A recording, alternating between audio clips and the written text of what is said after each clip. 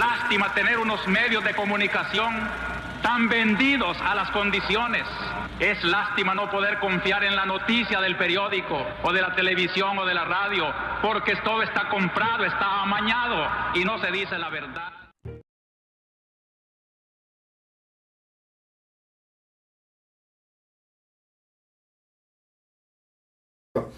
Bukele es una de las personas, al menos en El Salvador, hoy por hoy, que su nombre tiene significado. Que ese significado te conlleva a una emoción. He estado preguntándole a las personas sobre Nayib Bukele, haciendo una evaluación emocional, no de calificación al gobierno, sino qué significa Nayib Bukele para vos. ¿Usted qué cree que significa Nayib Bukele para el pueblo? ¿Y qué significa Nayib Bukele para la oligarquía, para los millonarios? ¿Qué cree usted que significa? Es importante la reflexión en esa dirección, porque uno se pregunta, ¿y qué es Nuevas Ideas? Y uno dice, es un estado de ánimo. De esperanza. Sí. Ánimo, sí. El ánimo es el fundamento de la acción del ser humano. Cuando uno decide hacer una cosa, lo primero que necesita es ánimo. Y no tanto la comprensión de lo que va a hacer. No. En ocasiones uno va entendiendo lo que está haciendo sobre la marcha. Como cuando entramos a la guerra de 20 años. ¿Sabíamos nosotros lo que iba a pasar en la guerra? No, y es que eso no se puede saber. ¿Dónde lo supimos y lo entendimos? Ya en la guerra. Pero ¿cuál fue el motor? El ánimo. Nuevas Ideas es un ánimo. ¿Qué es Bukele en ese sentido? El intérprete de ese ánimo de la gente. Esto, independientemente de que sea correcto o incorrecto la interpretación, es otra cosa. Claro. Es otra cosa. Pero él interpreta. Él piensa que lo que está haciendo es lo que la gente quiere y lo que la gente necesita. Ahora, en ese territorio de la interpretación hay un ancho campo. ¿Cómo interpreto yo las cosas? Pero Bukele es eso. Y esas son las características de él. Él no es una persona expansiva, no. No es una persona de explicaciones, tampoco.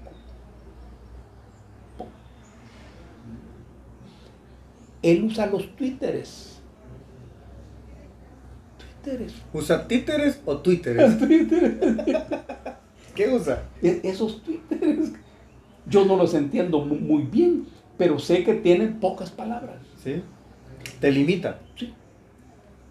Bueno, son como disparos. Disparos. Como cuando alguien dispara un fusil tiro a tiro y no en ráfaga. Cada Twitter es un tiro. Pero allí él se comunica con la gente. Y la gente interpreta que se comunica con él. Esto es lo fundamental. Y es que si decimos que él interpreta el ánimo de la gente, no el pensamiento ni el cerebro, no, es otra cosa. El ánimo. Entonces la comunicación es directa y la gente se considera interpretada. Claro. Eso es lo que explica las encuestas. Ahora bien, ¿qué significa para la oligarquía? Un suspenso.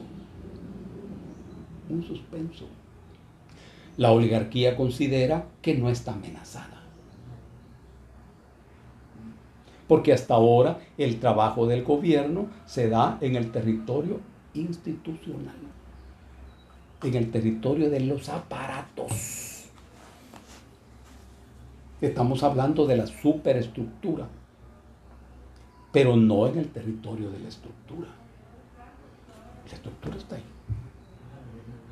Pero hay mucho que hacer en el territorio de la superestructura. Se anuncia, por ejemplo, personas como Walter Araujo defienden que ya ha empezado una transformación. Es como un eslogan que tienen diferentes personas, entre ellos Giovanni Galeán, que los respeto a los dos mucho en su opinión política, que se puede discrepar, que es bonito discrepar. Entonces defienden una transformación que se está dando ya, que empezó con Nayib. En ese punto discrepo un poco, en donde empezó ya un cambio o la transformación. Porque las personas lo que están viendo según el poder de la palabra. Hablábamos un poco atrás del lavacerebro, que si yo le digo a una persona, esto café es agua, agua, llega un momento que la gente va a pensar, qué rara es el agua en El Salvador, es como café, es agua. Entonces, aunque sea café, si a uno le empiezan a poner otra palabra a lo mismo, la gente va a pensar que es algo diferente. Va a decir, pues sí, mira, es transformación, pero tal vez es un cambio. Porque los cambios, estaba estudiando en un filósofo de Suecia, yo vivo allá en Suecia, él decía de que la gente no debería de dejar de creer que hay una transformación hasta que no viera los cambios que están abajo. Que no nos vendieran que todo es diferente por rostros nuevos. ¿Usted cree que ya empezó la transformación o todavía no? Es importante ese tema, porque una cosa son los cambios, otra cosa son las transformaciones y otra cosa son las mutaciones. Las mutaciones. El cambio es un dato de la realidad, es decir, un hecho frío de la realidad. Todos estamos sometidos las 24 horas del día a los cambios. Nosotros mismos nos estamos muriendo las 24 horas del día. Los científicos dicen que un feto es lo suficientemente viejo como para empezar a morir. Millones y millones de células de nuestro cuerpo se están muriendo.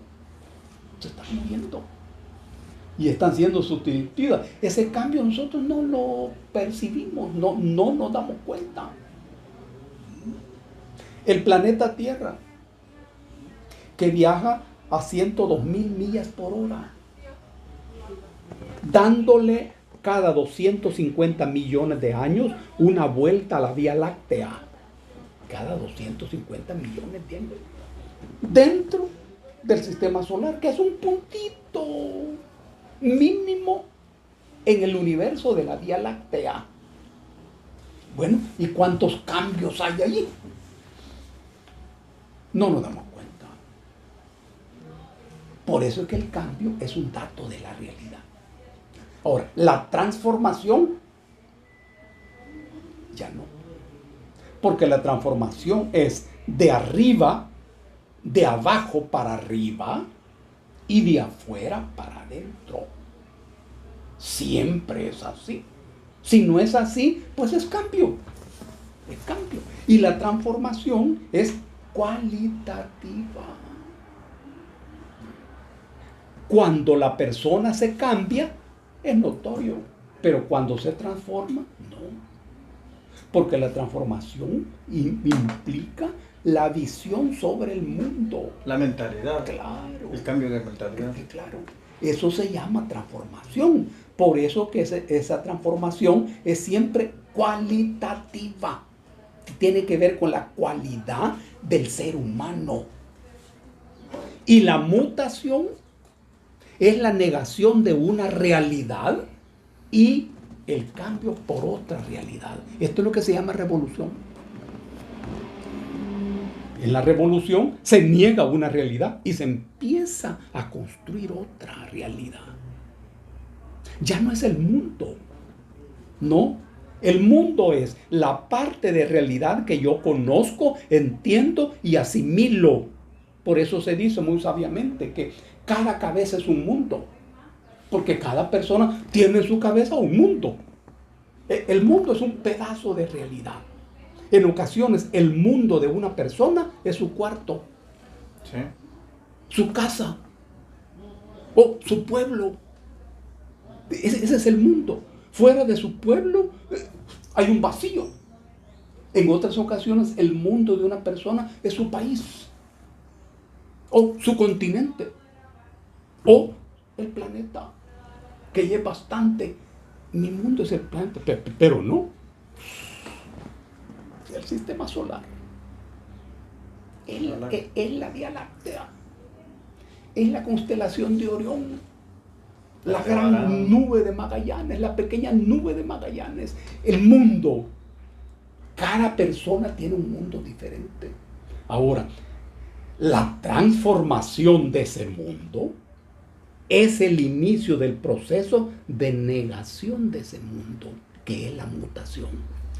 ¿En qué estamos en el país en este momento? En un proceso de cambios importantes. ¿Cómo no? Cambios importantes. Pero para mí... Para que ellos no negociaran con estas personas. Claro, así dicen ellos. Lo que no saben es que el pueblo votó por Nayib. Ellos lo dicen. Ellos lo dicen. El pueblo votó por Nayib y no por ellos. Fíjense que hay diputados que dicen, yo fui legítimamente elegido por el pueblo como diputado propietario. Cuando ellos afirman esto, están desmeritando que votaron por Nayib, porque a ellos nadie los conocía. Sí, seguro. ¿Y qué espera la gente de ellos? Hay que preguntarle a la gente. Aquí quiero hacer un leve retroceso.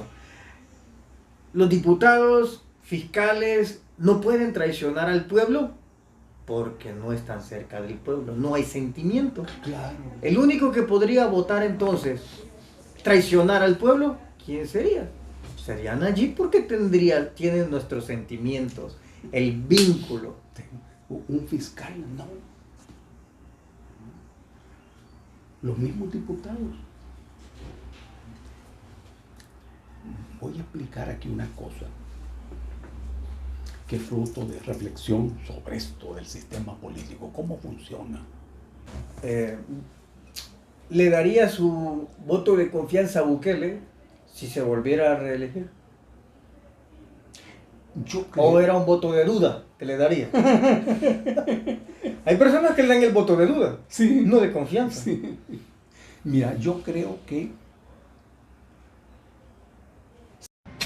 Lástima tener unos medios de comunicación tan vendidos a las condiciones. Es lástima no poder confiar en la noticia del periódico o de la televisión o de la radio, porque todo está comprado, está amañado y no se dice la verdad.